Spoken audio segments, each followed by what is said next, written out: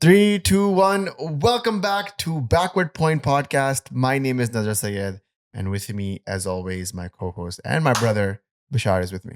Yo, what's up? I hope you guys can see me this time. Last time we had some technical issues where my video was not there for the first 15 minutes and people saw you picking your nose. People saw me picking my nose. Yes. Is that real It's footage on of the that? Discord. What is happening, guys? Why are you clipping that moment out of all the other moments that you could be clipping? I mean, I'm just gonna make sure that next time when I edit these podcasts, I make sure that your camera is working. We just had a technical flaw in it, but there were other people screaming sabotage that Nazar might be taking over the podcast. How do you feel about that? Just rumor? because you painted the room does not mean that you can have the first 15 minutes of the video in the new studio. And now you have people, clipping me, picking my nose, and making it viral. So Oasis is coming back together.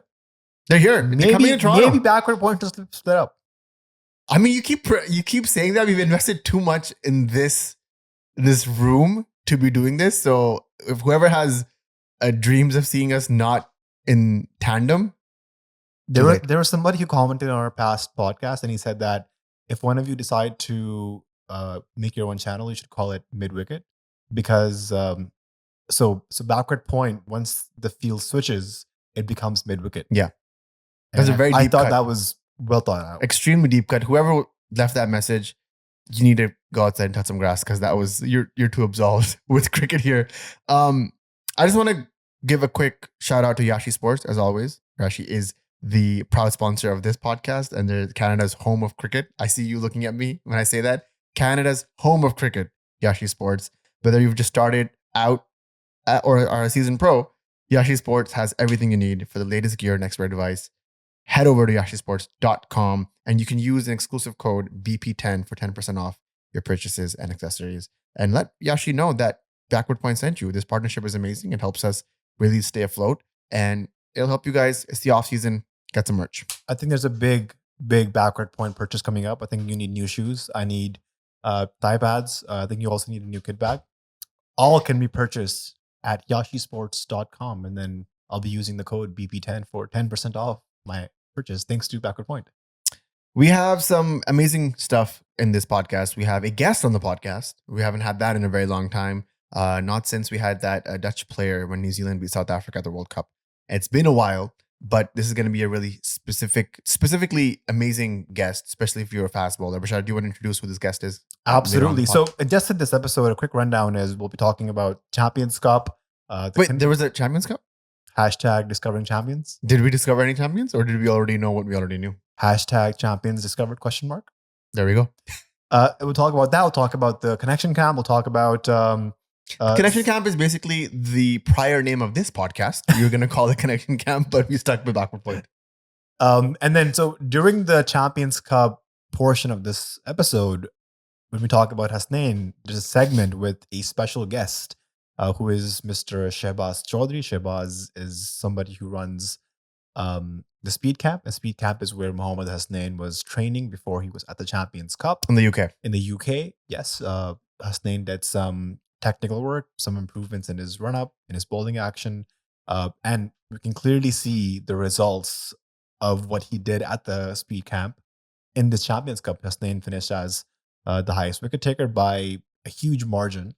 So he spoke to Shahbaz about what he did with Hasnain, how he got in touch, what the Speed Camp is, and what he aspires to do going forward with the Speed Camp and how he wants to improve fast bowlers. Yeah, so guys, definitely stick around for that. We will be queuing you in when that interview starts in. Just a little shout out to our Patreon fam as well. We had the live call that we haven't had in a very long time. We had it again after a little bit of a break. And it was just wonderful talking to everybody, seeing everybody's faces, some new friends, some old friends. If you guys want to be a part of the Patreon as well, this is a great time. We have some really exciting stuff coming out, especially for patrons. Hashtag merch might be coming out soon. And new tiers and elevated tiers. And we're giving a lot of really cool stuff out. So check the Patreon out. It's in the links below. And let's get into the Champions Cup, man. Panthers win the Champions Cup, hence proving that the Kudrat ka Nizam is a real thing. Because Panthers was captained by Shadab Khan, mentored by Saqlain Mushtaq. Man, I am a married man, but I don't think I would have that kind of chemistry that Saki and Shadi have together as father and son-in-law. This is interesting. Does anybody, married people, reach out? Let me know. Would you be okay to be mentored by your father-in-law? I like how Comment you're below. asking the audience and not me. Bro, you're the most single person here. The only one more single than you is that Yashi bat behind you. Let's get it.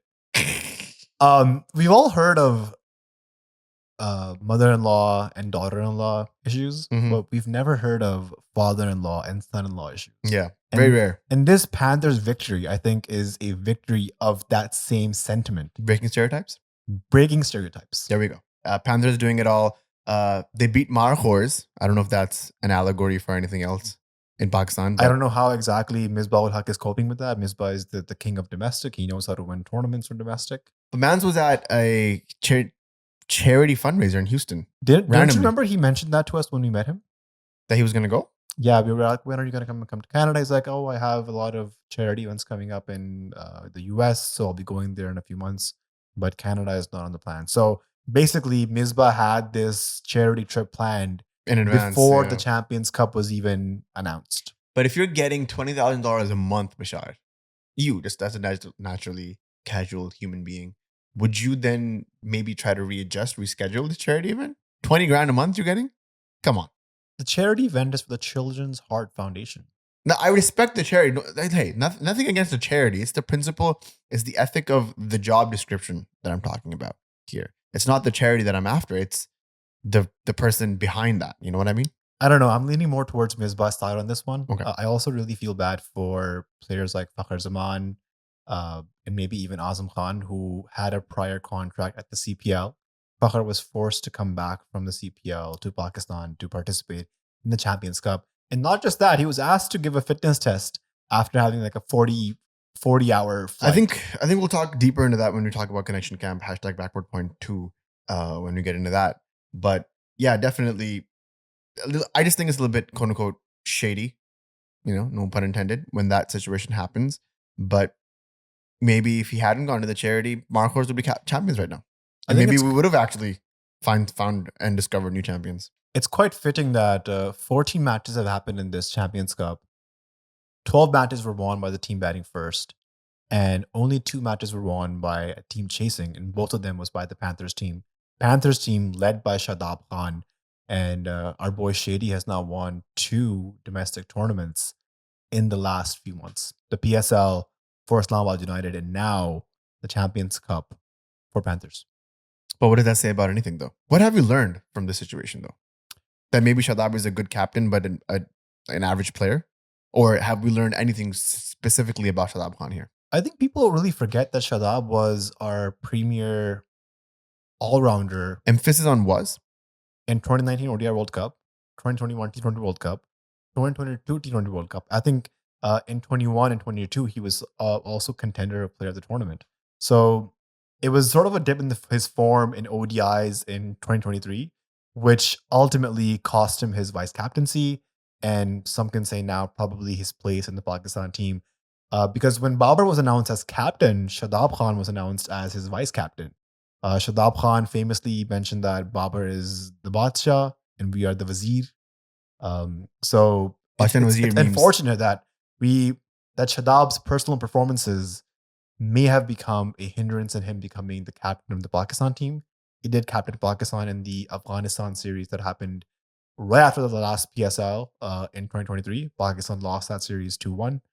And then he also captained when Babar was injured in New Zealand. So unfortunate, I think, that we weren't able to give Shadab an opportunity to captain Pakistan because his personal performances came in the way of him being the captain. I don't know. I just think there's more to the story than even you and I are able to digest. Because here's a man who, at this point, does not even get selected in the ODI team anymore. Pakistan, admittedly, Pakistan has not played an ODI. I was just going to say, admittedly, has not played an ODI in 12 months, which is another shocker. Because again, when Pakistan before I believe the Bangladesh Test series, that was 12 months before they played almost 10 months, I should say, before they played in a test match. So these long gaps are not helping them either, and PCB is not doing anything about sort of administering the scheduling better. This is just abhorrent, like the way that they've managed to just stack everything in big chunks and not have anything spread out. that's a whole other debate. And the incompetency of the PCB, we can go, 3 or 4 hours on that. But specifically of Shadab Khan, I don't think he, at this point, at least in the public's eye, makes it in the Pakistan 11 in an ODI team, especially after that horrendous 2023 World Cup that they had. And yet, he, time and time again, is turning out to be maybe the leader that we've been neglecting. The PSL was, I feel like still the PSL was a bigger feat than the Champions Cup was, just because of the stakes. And they hadn't been in a playoff in a very long time. They had a newer team, but still veterans there with Roman Reis and whatnot, and they were able to pull something off and win it all. But this one, it was a little bit of a it's tainted in the sense that at the end of the day, before the playoffs even could start, all the marquee players were pulled out because of the England series. And then that just goes to show and begs the question, why did we have this tournament in the middle of this little tenure? And why couldn't we have had it before? We had a huge gap in summer. We had so much, like we didn't let Naseem and Babar and Shaheen go to these leagues because we wanted to rest them. And then suddenly we have this like extravaganza, and it's between test series and we're kind of focusing for the Champions Trophy, but will we even see these players in the Champions Trophy? Like I was left with more questions than were answered. I don't think we were told anything new from this Champions Cup. Shadab is a great captain. We kind of know that he's a 2-time PSL winner. He's a very, everybody who's ever met him knows that he's sharp, very extremely sharp. He knows cricket like nobody else does. He has one of that street angles that people have. And who is their top run scorer? We knew who it was going to be. Honestly, the only thing that comes out as a little bit of a beacon of hope for me is Mohammad Hasnain with the top wickets. I think nobody saw that coming. Everybody who's known Hasnain as well is a big supporter of the guy. They say that he works hard. His head is in the right place. His heart is in the right place.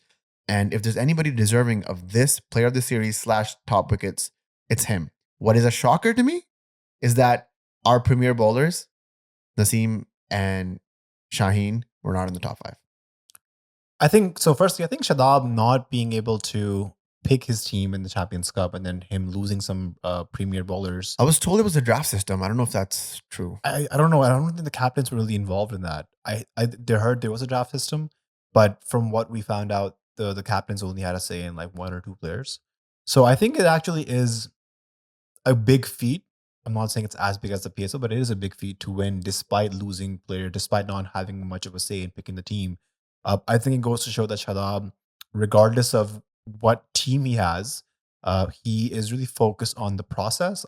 I read his statement after he won, and he said that nobody really gave the Panthers a chance because they had a very young team. But Shadab believes in the process. He believes in going out there to have fun. And one more thing that he mentioned in his statement, which we actually saw in person at the Islamabad United camp, is that he believes in equality. He believes that there's no such thing as a senior player or a junior player, but everybody is equal and everybody should be performing for the sake of the team rather than going out there to get personal milestones. And I think when you're in that mindset, when you're playing for the team, team first, you oftentimes get the best results when that happens because everybody's then optimized to perform in the roles that they are needed for. And they perform at a time where the team needs them the most. Can I just run down some of the top performers in batting and bowling for you? Yeah. So we have the top 5 batters, just pure runs. I'm talking about Irfan Khan scored, where did it go? Oh, I'm sorry. I'm in the wrong list. Here it is. Top run scorer list. So we have Usman Khan at number 1 with 272 runs at a high score of 111, 54 average. I think that doesn't really tell us anything. Again, Usman Khan, he's good in domestics, but can he translate those numbers in ODIs? Does he even have a space in a Pakistan 11 ODI? I don't know, man. Again, more questions left than answers. Kamran Ghulam, KG, we knew that he was knocking. This has become a staple of this podcast. KG's knocking, and he knocks again. And he is the one who knocks. 250 runs for him, 115 high score and a 41 average with a strike rate of 96. Usman Khan's strike rate was also very good, 128.3. I just want to mention that. That is good in T20s in for Pakistan. This is an ODI here we're talking about. Tayyab Tahir comes in at 249, almost just 1 run short of that elusive 250 in domestic. And in a tournament, that would have been nice. His average is 49 and his strike rate is 82. Babar Azam back in the runs, 230 runs for him, a high score of 104, average of 76.6, and a strike rate of 98. I think, if anything, in the batting, this is a golden ticket. I feel like this is Babar Azam coming back into his own. Only time will tell. We have a huge series coming up. We'll see then. But time in the minutes in the ground, minutes in the pitch, they always count. And rounding up the top 5 is Saim Ayub with 225, high score of 156, average of 45. Here's my point. And strike rate of 145. I just honorable mention to Agha Salman as well, or Salman Ali Agha, I should say, who was number 6 with consistently, hitting. He has like 450s or something in this thing, and his average is 53 and strike rate of 90. Here's my point. Usman Khan, Tayyab Tahir, Kamran Qadam, these guys have been top performers in domestic the past few years.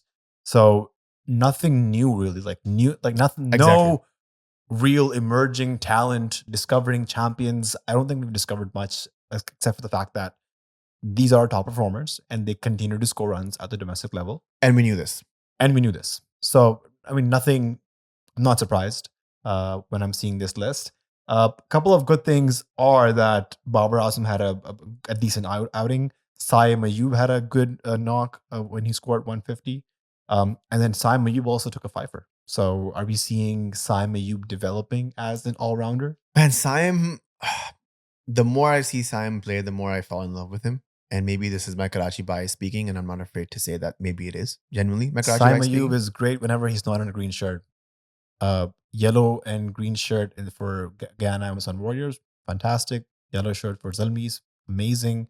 What team is he playing for? The Panthers. Blue shirt for the Panthers, fantastic. But it's something when he comes into the greens that he sort of forgets his own ways. Or maybe he's pressured into forgetting his own ways, or maybe the expectations are way too high. I don't know what it is. It is definitely a psychological thing because we know what he's capable of here.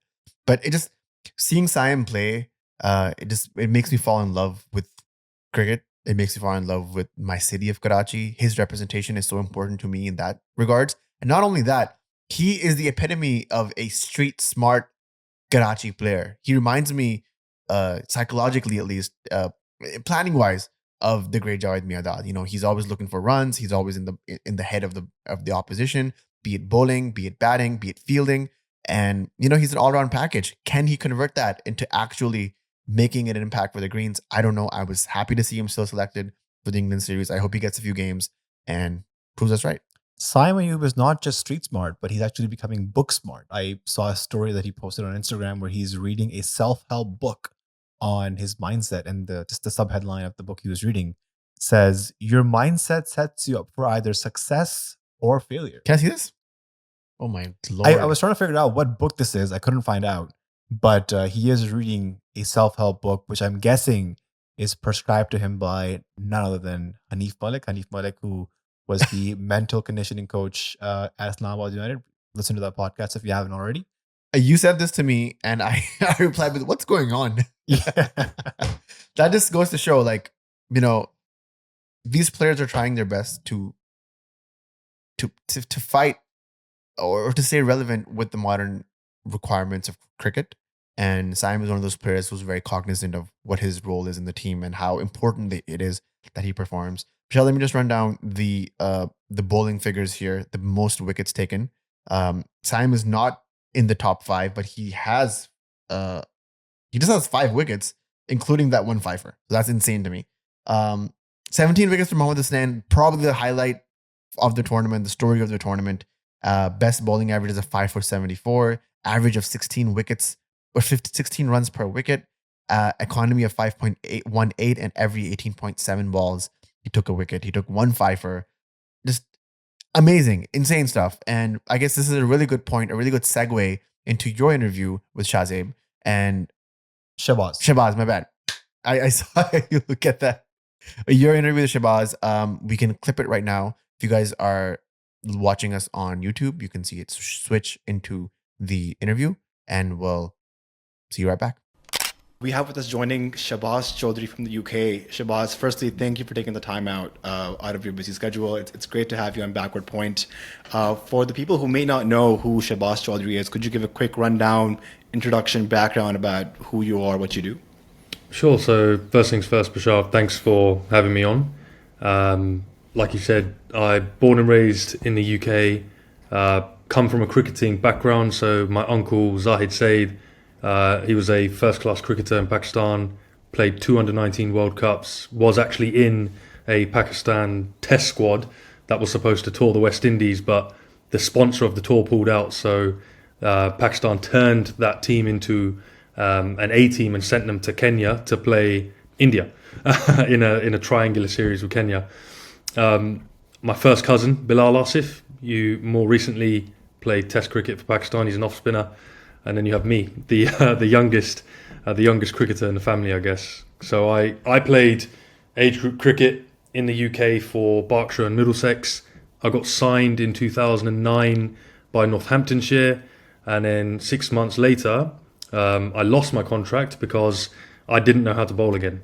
So quite a unique story. That's interesting. Yeah, and that's probably the biggest catalyst to the work that I do now, because I wasn't I didn't lose my career because I wasn't working hard enough or that I lacked discipline or anything like that. I lost my career because I was too ambitious. So trying to find ways of getting quicker led me down a road of playing lots of different experiments, trying different things.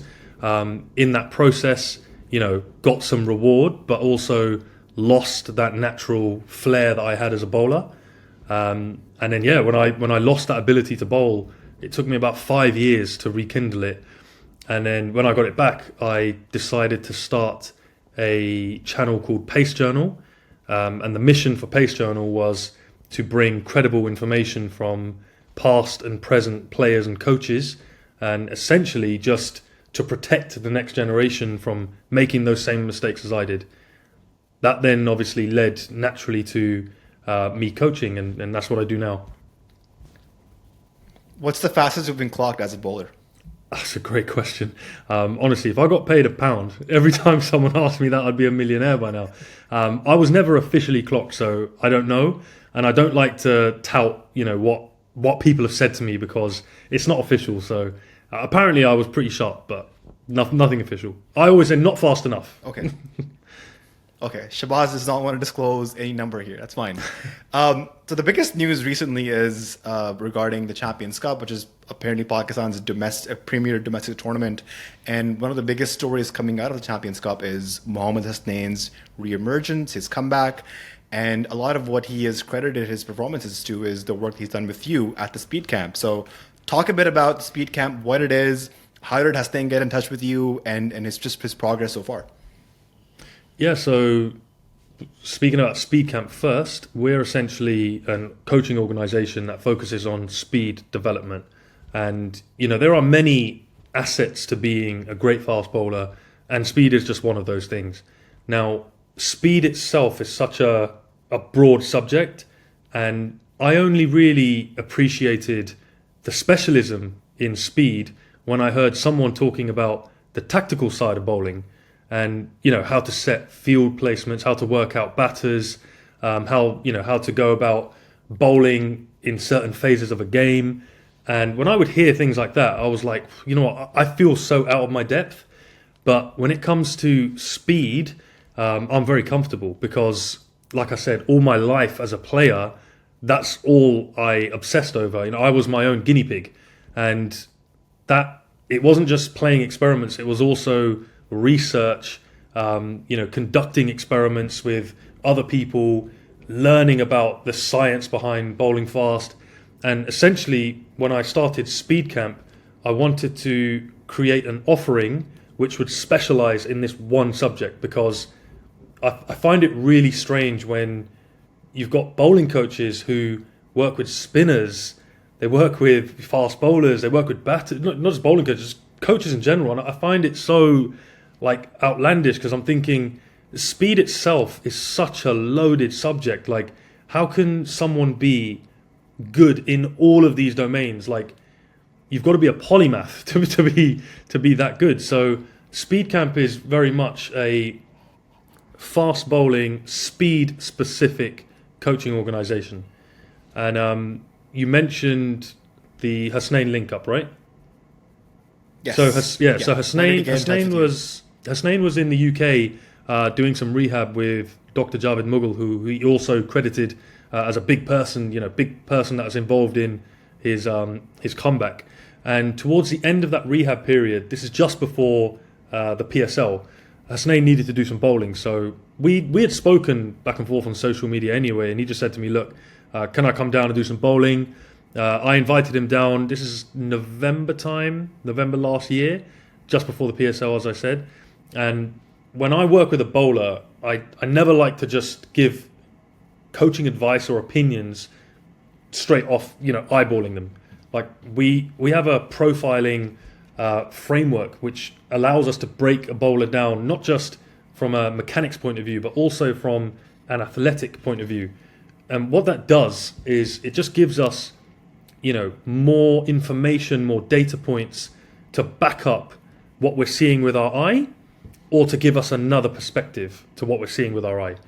So during those initial sessions with Hasnain, I had a lot of data that sort of backed up what I was seeing, but he was going into a PSL tournament. That's not the time to start telling a bowler, hey, I think you should do this, this and that, because he's got to focus on, the task at hand. So at that time... Would you have liked for him to ideally miss the PSL and work more on his bowling and come back stronger? 100%, but, I didn't say that to him because obviously it's a tough thing. And, you've got to be careful what you say to players as well, because ultimately no player wants to be average, right? Like, every player wants to be their best. So as a coach, you've got to be really careful what you say to someone. So Hasnain, being the inquisitive type of person that he is obviously hammering me for, okay, what can I do? How can I get better? And I'm having to be very careful with what I say, because I don't want to say something to him that will lead to a loss of confidence. But at the same time, I don't want him to think that everything is fine and dandy and that he doesn't have to do some work. So I just said to him, look, at this stage, you're in a good place, but there are areas here which can, help you improve. But that's something for you to explore on another day. So yeah, he went off to the PSL. He played that PSL. And then he went to the Lanka Premier League. And straight after that Lanka Premier League, he just came back and said, look, I'm going to be flying back to Pakistan. Can I come over for a session? I said, of course. When I saw him in November, it was indoors because of the weather. I'm not sure if you've been to the UK, Bashar, but November in the UK, I have. yeah, no one's bowling outdoors. So, this was in July now where he came back. So I was like, look, let's get outside on a pitch. I was really excited because I thought, I saw Hasnain indoors. I'm going to see him outdoors now. I'm going to see something completely different. But it ended up being the same thing. And I thought, you know what, Hasnain, I keep seeing this issue. I know what this issue is. Please don't leave.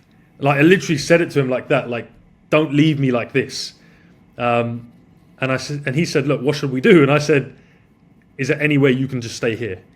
And he just laughed, because it was, he didn't come to the session with the intention of, staying back. Even like, where's he going to stay? Do you know what I mean? He took 3 trains to get to me in the first place. And he's been away from his family. He even told me, like, I need to go see my mum. And I was just like, look, Hasnain, if you can. Where are you based out of? What's High city are you Wycombe. in? It's High Wycombe, so just on the outskirts of London. So yeah, I said to him, look, if you can, hang back. Let's do some proper work and try and have a good crack at this. And fair play to him, he made that sacrifice, he made that commitment. He stayed back and we started training.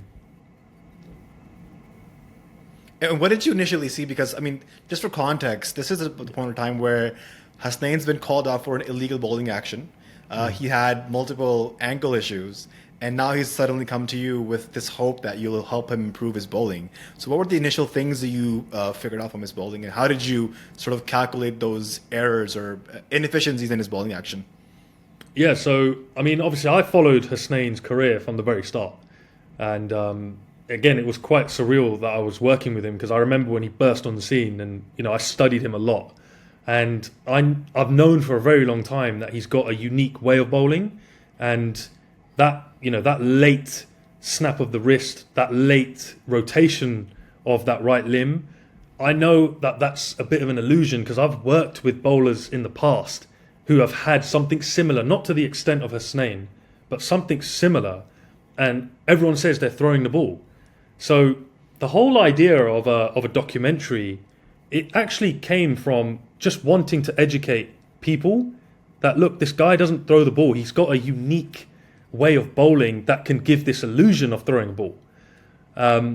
So yeah, when I, obviously started working with him, my main issues were with his efficiency, because obviously I'd see him run in and just collapse on that front leg, and seeing him charge in and seeing that late snap of the wrist. So I knew that everything was all over the place. There was no structure. Ever since he burst on the scene, everyone's been talking about Hasnain's run-up, talking about his overstrides. So I had that initial hunch in my mind that we're going to see some crazy loss of momentum. But then when we actually tracked him, we saw how much momentum he was losing. That confirmed the assumption that I had. And then it was just a case of, okay, how can we minimize this loss of momentum so that he's achieving the same outcome with less effort? If that makes sense? Yep. So then it became a case of, okay, how much momentum does he need to be optimal? And we actually figured this out in camp, that Hasnain can bowl even faster than he does now off a shorter run-up that he has. And this is actually quite a funny story, because we spent a whole session just trying to convince him to have a shorter run-up. And I brought an Olympic jumps coach down to help me convince him. And he wasn't having any of it, because he was just like, oh, it just feels really weird. And I was trying to wrap my head around it. And then I was like, you know what? Fair play. Mohammad Hasnain, long run-up, 150 plus. If he starts coming off a short run-up now, it might seem quite strange to him.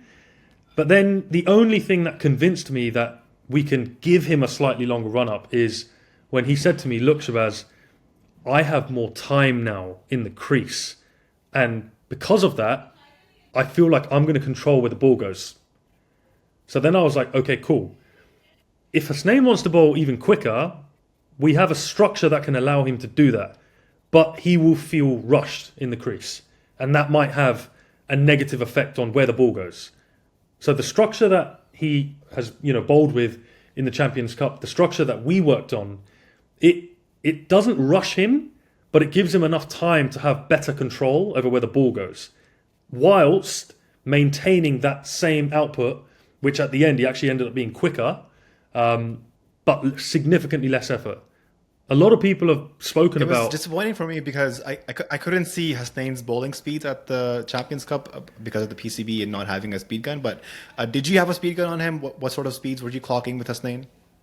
Oh, yeah, he was consistently bowling 90 plus. And we were actually really impressed with that, because we know that in training it's very different. Imagine playing for your country in a stadium with everyone screaming versus being at High Wycombe Cricket Club with no one there, no batter, just a bunch, a target on off stump. So even from that point of view, the speeds he was hitting were very impressive.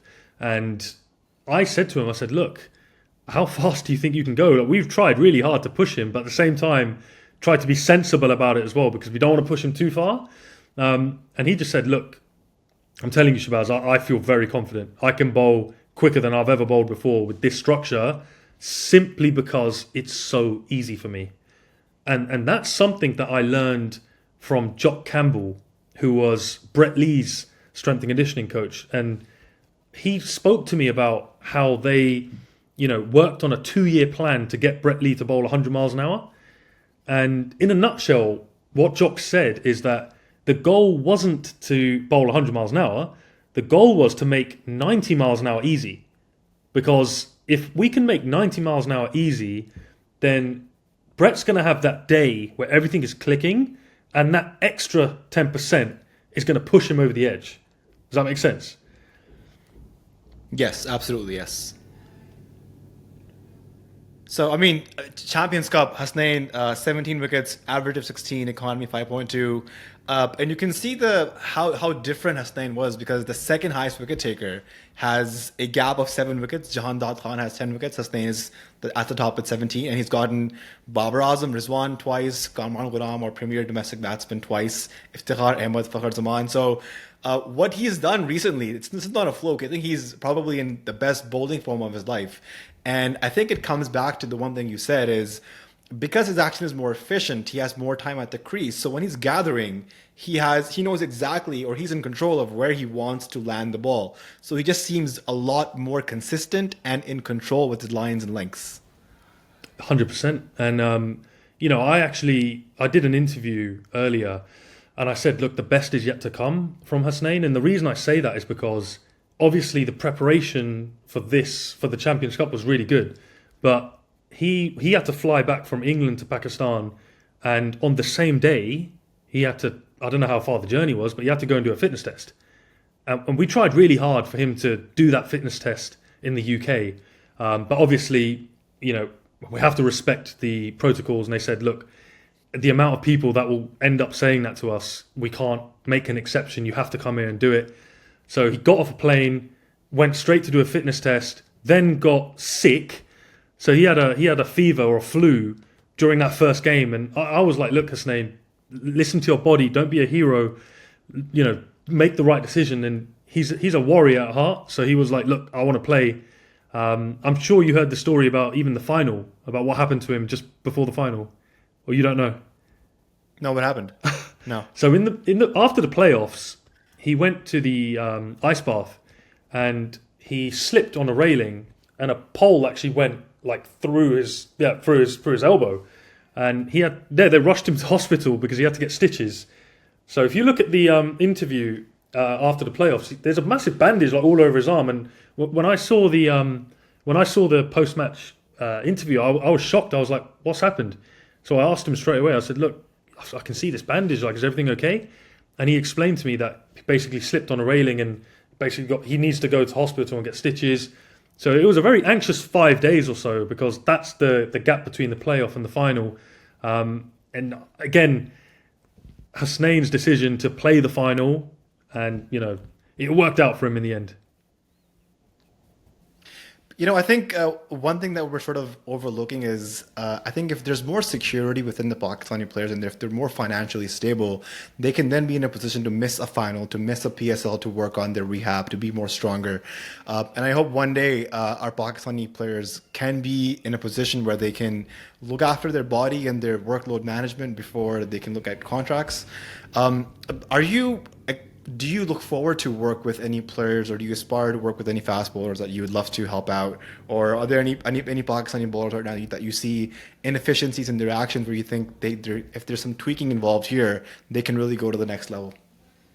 Yeah, look, I love working with any fast bowler who's motivated to improve. And that doesn't have to be someone at the highest level. I coach players of all levels, and even when I meet a 9-year-old who says, I just want to bowl fast, that gets me up in the morning. That drives me. So from my point of view, as long as you have a desire to improve, I'm all in. In regard to Pakistani fast bowlers, of course, I'd love to work with all the fast bowlers because Pakistan, everyone knows Pakistan has got such a incredible talent pool of fast bowlers. I've spoken to a few in the past, like Harris Ralph. Harris Ralph reached out to me a few years back on social media, and he said, look, I love your videos. So we've gone back and forth a little bit on social media, but obviously have never worked together officially. Last year I was in Pakistan. I did some profiling with Muhammad Ali. And again, that was quite insightful as well because I got to understand some of the stuff that he was relying on to bowl fast. So, working with a fast bowler, it's not just you can't do that over a short period of time, and that was probably the biggest lesson for everyone watching this documentary is that having 1 or 2 sessions or just receiving a bit of information is not enough to make a difference. Like, you need that dedicated time from coach and athlete to work on something. And I just had a conversation with a very respected agent within the Pakistan cricket system, and he spoke to me about a few bowlers. And the first thing I said to him is, look, before any of these bowlers come over, we have to define what the goal is, because unless there's complete transparency and clarity on what the bowler wants to improve, that project is vulnerable. And with Hasnain, it was really clear, because when he came to me, he knew exactly what he wanted to work on, so I could help him with that. And there'll be bowlers out there who have goals that might not be suited to Speedcamp. So that alignment of coach offering and player goal is very important, in my opinion. I think it's just incredible that Hasnain is in the mindset where he wants to improve and get better. He wants to invest in himself, sacrifice timing away from his parents and family, being in the UK, working with you. I just think that just shows what his ambitions are and where he wants to go. And I wish him best of luck. And I wish you best of luck with Speedcamp. I hope you get a chance to work with more bowlers and you can help them improve and get better as the days goes on. Thank you very much, Bashar. And that was a segment with Shahbaz Choudhry from Speedcamp. I hope you guys enjoyed learning the insights. Something really shocking from that part was, again, it's something similar that happened to Fakhar Zaman, where Fakhar was at the CPL and the PCB calls him over, 40-hour flight, and he comes in. Next day, he has to give a fitness test. And Hasnain also was at the UK at the Speedcamp. PCB calls him back, and the next day, literally, he has to give a fitness test. And Hasnain requested if you can give the fitness test in the UK, but that was not allowed. And I mean, it's weird. He had to come back, give the fitness test, and he fell sick the next day. Yeah, it's so much traveling, and it's just he's at the end of the day, these are human beings, and everybody has a threshold. And I would love to dive deeper into that Fakhar Zaman thing you were talking about, because the connection kind of also happened in between, amidst this entire chaos of the Champions Cup. What was the connection camp? What exactly happened? Who was chairing it? I would love for you to give me a little bit of feedback on that. So essentially, the connection camp was to talk about Pakistan players' unity, having all the coaches and the staff in one room, having all of them on the same page. There were 9 elite cricketers involved that were invited, which included Babar Azam, Mohammad Rizwan, Shan Masood, Shadab Khan, Salman Al Yaga, Saim Ayub, Saud Shakil, Fakhar Zaman, and Shaheen Shah Afridi, as well as Pakistan's red ball coach, Jason Gillespie, and white ball coach, Gary Kirsten. What could go wrong in a room like that? I wish I was a fly on the wall. And just the idea was to have everybody at one place and connect and just talk about the vision, what they want, topics such as unity, alignment between the red ball, white ball coaches and the teams, goal setting, commitment, and professionalism were discussed amongst other things that we have heard about. This sounds like Pakistan's AA session, Alcoholics Anonymous. I thought this was my what name. they were My doing. name is Babar Azam, and I have a problem. No, I thought this is what they were doing at the Kalkul Academy, like the whole bonding sessions or whatnot. Yeah, that was called a concentration camp. Concentration camp. This was called a connection camp. That was okay. I probably have to cut that out. But yeah, the completely different outcomes. You come out from the Kalkul and you have 2 different captains fighting for the team, and hopefully, I mean, I was surprised when you came out of this. We still have the same number of people that went in, coming out. Do you ever notice how strategically they place Shaheen and Babar next to each other all the time? It's for the visuals. Is it? Like, it's so obvious what they're trying to do. And the more blatant it is, the more I feel like there's more of a rift. Like, just let them be casual, man. Like, don't force it. Like, it irks me so much. Let them embrace the rift. Yeah, let them embrace it. Because at the end of the day, if those 2 are adults, those are grown ups, they have to figure it out themselves. Somebody could definitely sit in and be a mediator. And when we were speaking with Babar Azam and Shaheen Afridi's manager, we were like, can you mediate? Can anybody mediate? Can somebody put these 2 people in a room, lock them up until they're friends again? Because that's what Pakistan needs. Them putting the differences aside, being professional and playing together. And I don't know if this connection camp was the answer, but I feel like whatever Fakhar Zaman said and whatever was told to us via journalists and what was leaked, he let it all out. And Fakhr, we've met him a few times, and he's one of those people that he doesn't hold back. He doesn't have that filter. He doesn't, honestly, if Pakistan team drops him tomorrow, he announces retirement and can be a globetrotter, play any league in the world. He's one of the few, as you say, one of the few batsmen that Pakistan can export into the world. Maybe one or other more that we have. Maybe Saim is the other one. But he's one of those people that he doesn't need this. He is a Champions Trophy winner. He single-handedly, his maiden ODI century was against India. Like, that's insane.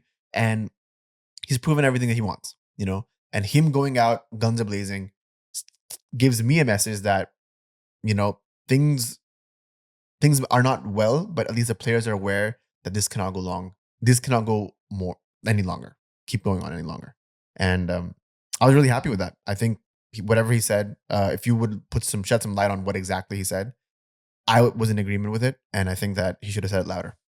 I think one of the things he mentioned was just always when the PCB talks about having a surgery or changing things, it's always within the team. It's never within the PCB.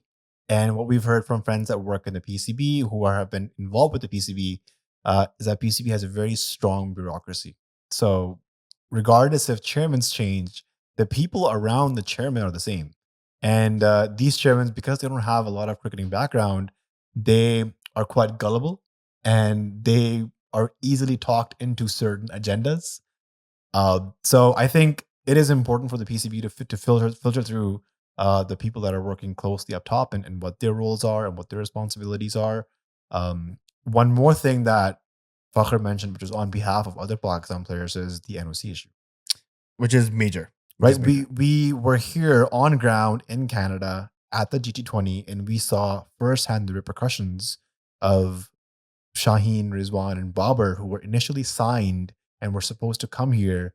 And last minute, literally a few days before the tournament, the PCB decides not to give them the NOC.